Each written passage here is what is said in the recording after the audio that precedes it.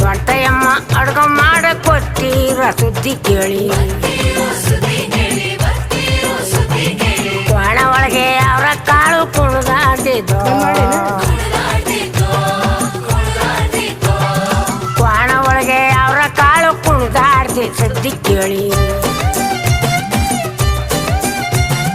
ಬಾಗ್ಲಲ್ಲಿರೋ ಬದನೆಕಾಯಿ ಬೊಗ್ಗು ನೋಡ್ತಿತ್ತು